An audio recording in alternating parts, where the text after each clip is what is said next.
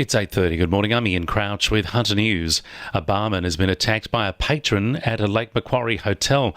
Police say a 38-year-old female had been causing trouble at the Belmont Hotel late yesterday afternoon and was being escorted from the premises when she lashed out and punched the 48-year-old duty manager several times and bit him on the arm.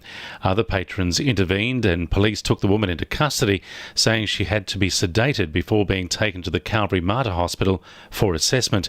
She's due to face Belmont Local Court on March 20, charged with assault occasioning actual bodily harm, common assault and failing to leave licensed premises.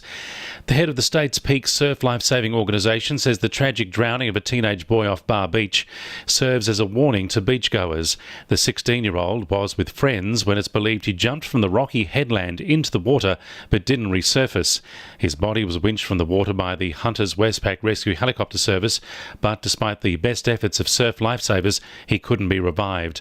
Surf Lifesaving Chief Executive Stephen Pearce says activities like these can turn deadly if people aren't careful. The warning is always, swimming, like at patrolled locations between red and yellow flags. But on this particular occasion, what we're asking people is really just to take time to plan and just think about your actions. And, as much as it's fantastic fun, doing some of these activities that can end in tragic consequences. A young boy is recovering in the John Hunter Hospital after he was hit by a car at Cessnock. The 8-year-old suffered critical head injuries after being struck by the sedan at 60 kilometres per hour on Allendale Road on Friday night. Police say his injuries are no longer considered life-threatening. Hunter Public Schools could benefit from a major funding commitment made by the state government. The Berejiklian government has announced a $2 billion commitment to hiring more teachers across the state if re-elected in March. Liberal candidate for Port Stephens, Jamie Abbott, says local residents have stressed the importance of education to her. When I go door knocking through the electorate, there's one thing that is clear, and people think that you can never spend enough money on education. Our education system is highly valued, and so are our local teachers across Port Stephens. So I think that's a really welcome commitment. Rail services for southbound trains between Morisset and Wyong have been suspended after a kangaroo was hit by a train causing damage at Warnervale. Buses are replacing trains in the meantime. However, northbound trains are still running between Wyong and Morisset. Newcastle's Calvary Mater Hospital has launched a new phone application today to provide better support for cancer patients. Titled Concierge, the app offers easy-to-access information about treatments and the hospital's facilities.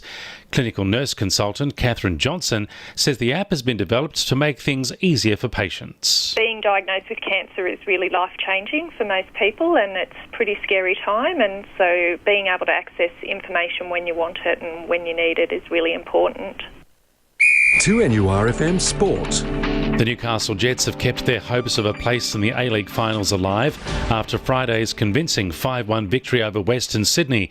The Jets were relentless in attack, catching the Wanderers out of position with early crosses and through balls. Coach Ernie Merrick says it was great to see the front third finding the net after a tough season so far. We've been threatening to score a number of goals. We've been getting into that front third. We've had more opportunities and shots than any other team in the league, and today it went well for us. And we'd done so much work on it. It was just a pleasure to see the boys enjoying that front third work. Meanwhile, the Jets women will head into next season with renewed confidence after a comprehensive 4-1 win over Wanderers on Saturday night to finish their W League campaign on a high. Coach Craig Dean says it was great to see players who've struggled for game time getting on the score sheet and staking their claim for a spot in the starting side next season. And in Newcastle District Cricket, Toronto jumped into second spot on the ladder with an outright win over Waratah Mayfield on Saturday. And the winning numbers in Weekend Lotto are 24, 12, 21, 5, 1 and 45, and the supplementaries are 15 and 2. 2NURFM News Time, 26 to 9.